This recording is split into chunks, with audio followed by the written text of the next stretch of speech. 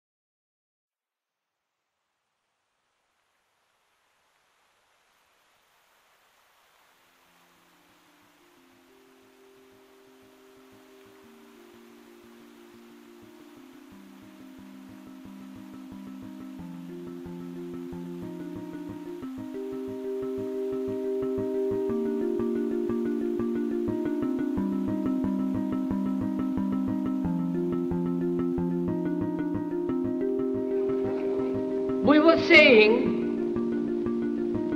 how very important it is to bring about in the human mind the radical revolution. The crisis is a crisis in consciousness, a crisis that cannot anymore accept the old norms, the old patterns, the ancient traditions. And considering what the world is now, with all their misery, conflict, destructive brutality, aggression, and so on, man is still as he was. He's still brutal, violent, aggressive, acquisitive, competitive, and he has built a society along these lines.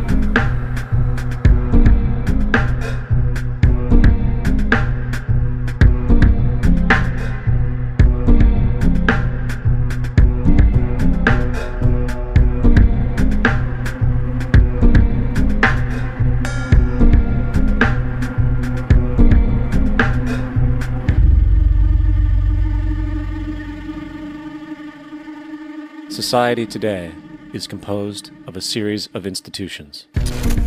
From political institutions, legal institutions, religious institutions, to institutions of social class, familial values, and occupational specialization. It is obvious the profound influence these traditionalized structures have in shaping our understandings and perspectives. Yet, of all the social institutions we are born into, directed by, and conditioned upon, there seems to be no system as taken for granted and misunderstood as the monetary system. Taking on nearly religious proportions, the established monetary institution exists as one of the most unquestioned forms of faith there is. How money is created, the policies by which it is governed, and how it truly affects society are unregistered interests of the great majority of the population.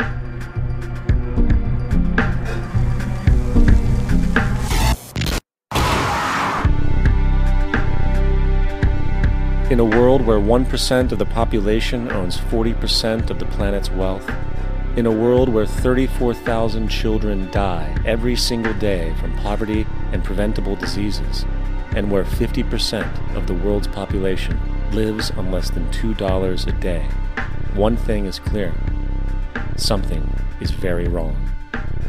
And whether we are aware of it or not, the lifeblood of all of our established institutions, and thus society itself, is money.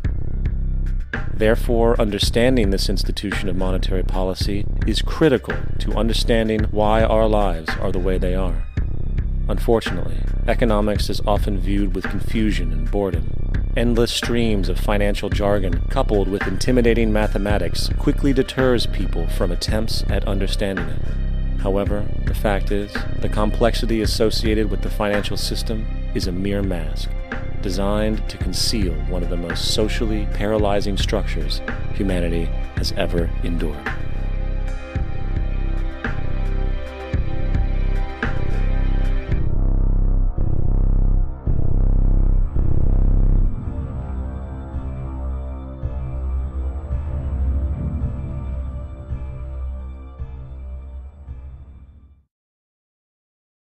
A number of years ago, the Central Bank of the United States, the Federal Reserve, produced a document entitled Modern Money Mechanics. This publication detailed the institutionalized practice of money creation as utilized by the Federal Reserve and the web of global commercial banks it supports. On the opening page, the document states its objective. The purpose of this booklet is to describe the basic process of money creation in a fractional reserve banking system.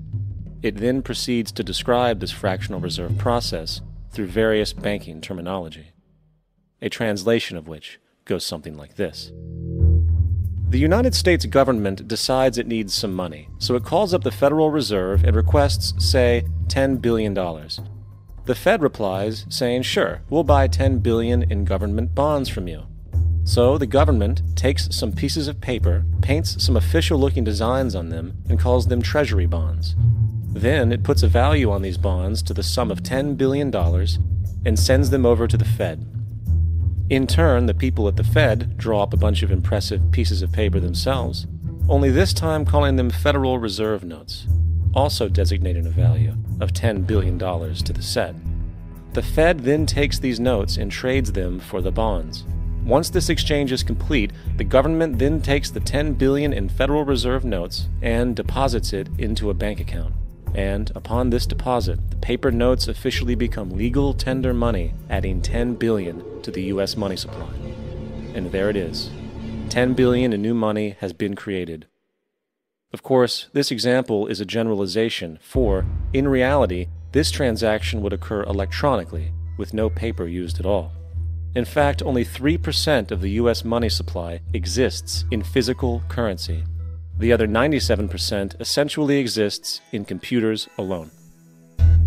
Now, government bonds are, by design, instruments of debt, and when the Fed purchases these bonds, with money it essentially created out of thin air, the government is actually promising to pay back that money to the Fed.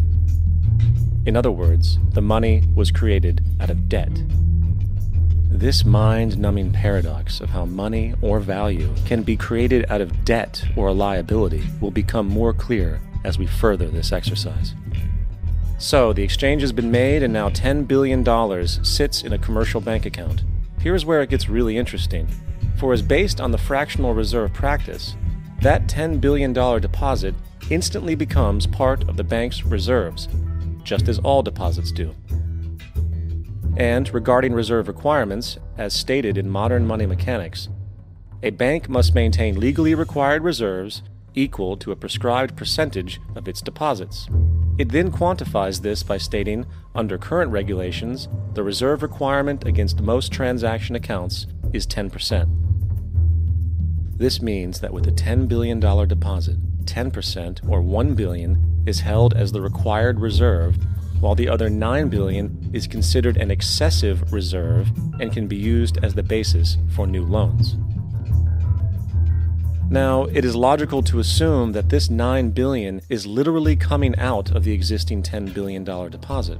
However, this is actually not the case. What really happens is that the $9 billion is simply created out of thin air on top of the existing $10 billion deposit.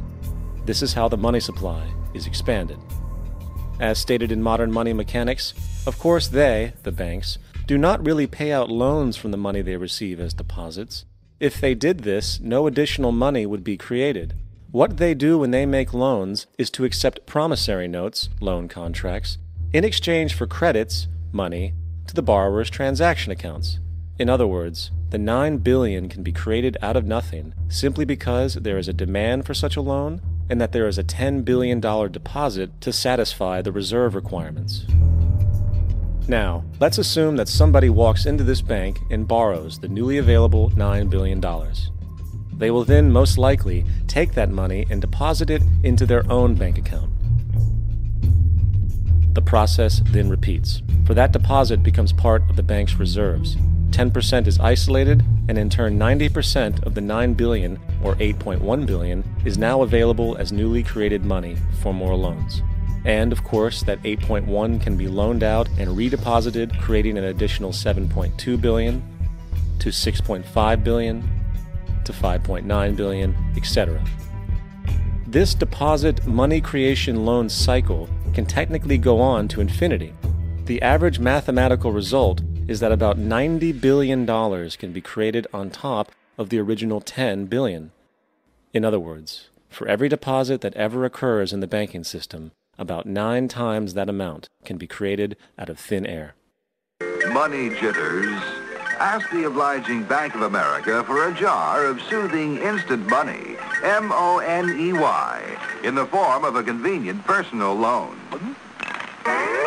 So, now that we understand how money is created by this fractional reserve banking system, a logical yet elusive question might come to mind. What is actually giving this newly created money value? The answer? The money that already exists. The new money essentially steals value from the existing money supply. For the total pool of money is being increased irrespective to demand for goods and services. And as supply and demand finds equilibrium, prices rise, diminishing the purchasing power of each individual dollar. This is generally referred to as inflation, and inflation is essentially a hidden tax on the public. What is the advice that you generally get? And that is inflate the currency. They don't say debase the currency. They don't say devalue the currency. They don't say cheat the people who are saved. They say lower the interest rates. The real deception is when we distort the value of money. When we create money out of thin air, we have no savings, yet there's so-called capital. So my question boils down to this. How in the world can we expect to solve the problems of inflation, that is, the increase in the supply of money, with more inflation? Of course, it can't.